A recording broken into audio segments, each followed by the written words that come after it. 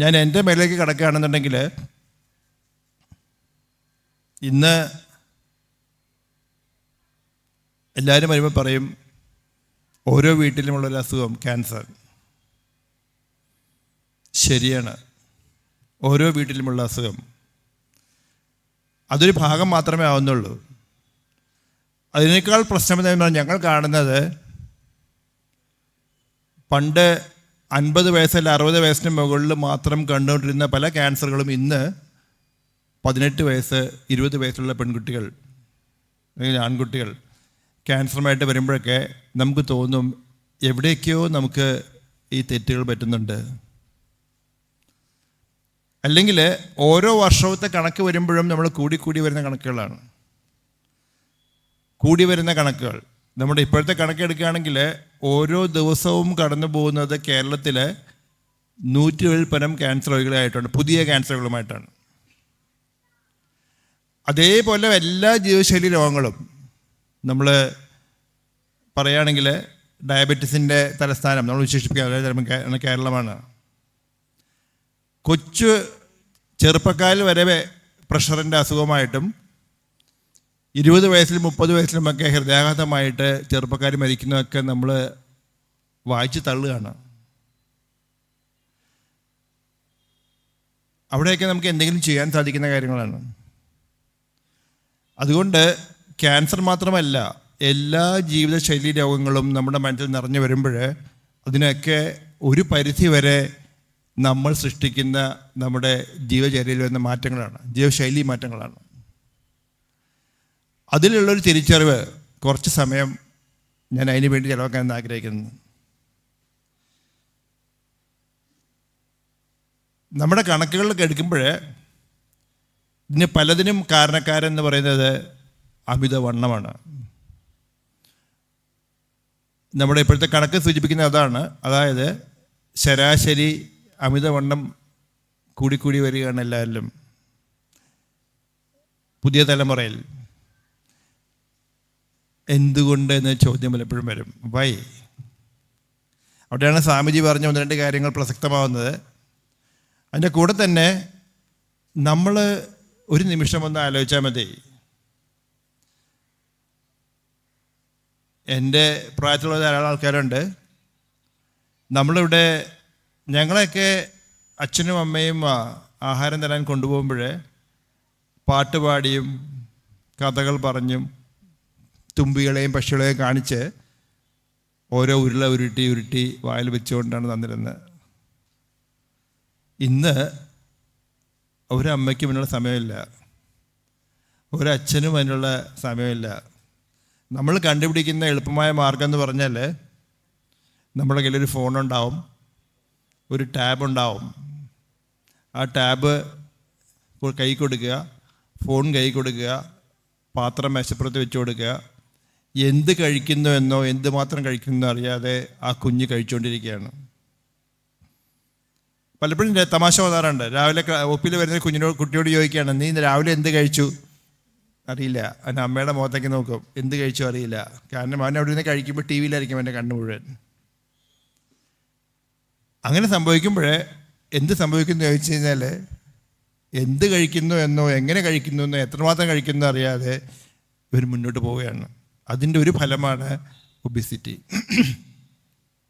അതുപോലെ തന്നെ വ്യായാമം മറന്നുപോയ ഒരു തലമുറയും. ഇന്ന് ഒളിമ്പിക്സിൽ ആര് ജയിക്കും, അല്ലെങ്കിൽ ആര് 100 മീറ്റർ ജയിക്കും, നമുക്ക് എല്ലാവർക്കും കാണാൻ രസമാണ്. പക്ഷേ ഒരു പ്രൊഫഷന് വേണ്ടിയല്ലാതെ കളിക്കുന്നവരുടെ എണ്ണം കുറഞ്ഞവരെയാണ്. പണ്ടങ്ങനെയല്ല. പണ്ട് 4 മണി കഴിഞ്ഞാൽ 6-6:30 മണി വരെ കളി എന്നാണ് നമ്മുടെ കളി തന്നെയാണ്. വെക്കേഷനുകൾ കളിയാണ്. ഇന്ന് വെക്കേഷണൽ കളിയല്ല, ഇന്ന് വെക്കേഷനുകൾ അടുത്ത വർഷത്തേക്കുള്ള പഠനമാണ്, എൻട്രൻസിനുള്ള പഠനമാണ്. അങ്ങനെ കളിക്കാൻ മറന്നുപോയ കുട്ടികൾ, ഈ രണ്ടും കൂടെ കൂട്ടിച്ചേർത്ത് വായിക്കുമ്പോൾ നമുക്ക് മുമ്പിൽ വരുന്നത് ഇത്തരത്തിലുള്ള ആൾക്കാരാണ്. ഒബീസിറ്റി. അതിൻ്റെ പരിണത ഫലം നിങ്ങൾ അറിയണം. എന്താണെന്ന് വെച്ചാൽ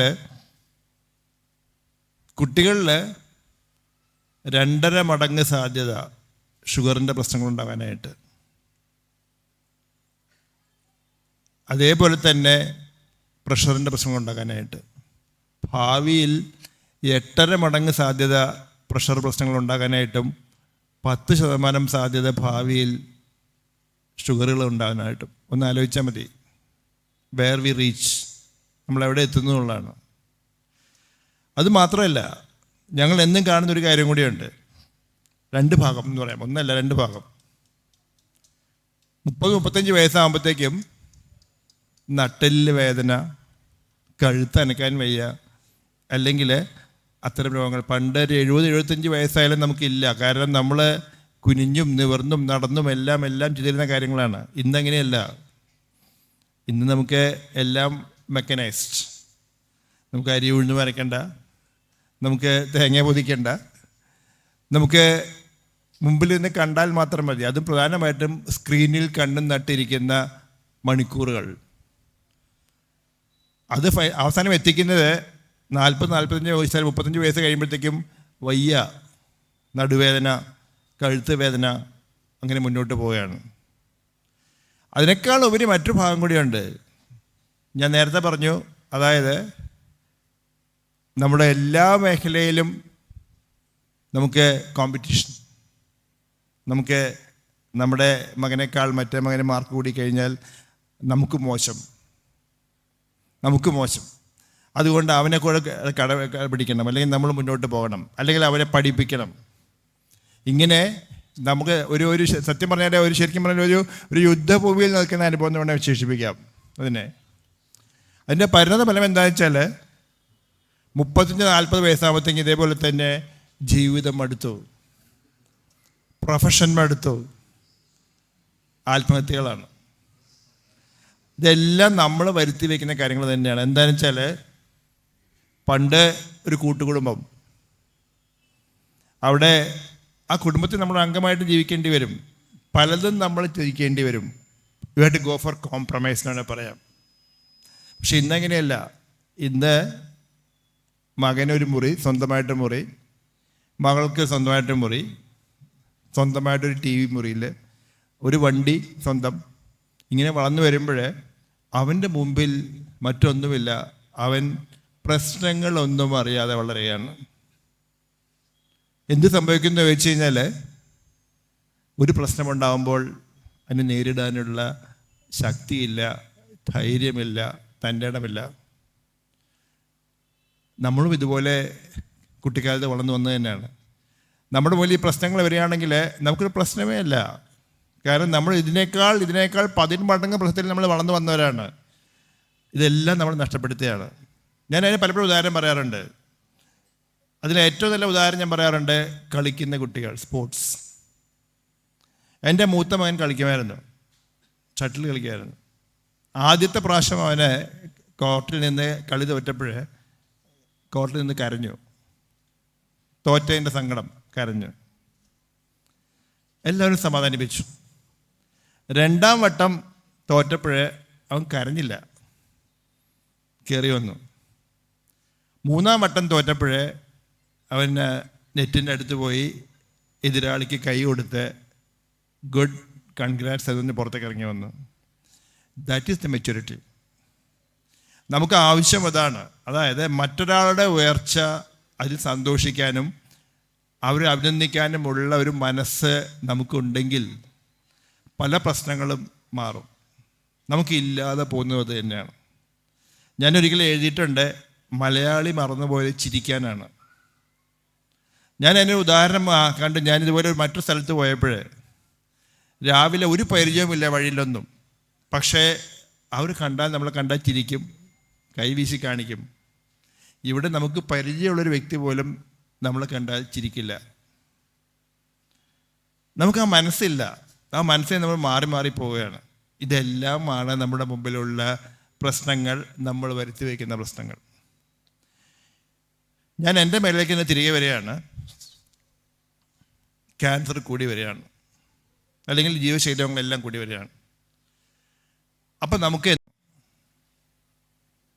ക്യാൻസർ വന്നാൽ രക്ഷപ്പെടാൻ സാധിക്കുമോ? നിങ്ങൾ പലപ്പോഴും പല വട്ടവും ഞാൻ ചോദിക്കുന്ന ചോദ്യം അതേ ഉള്ളൂ.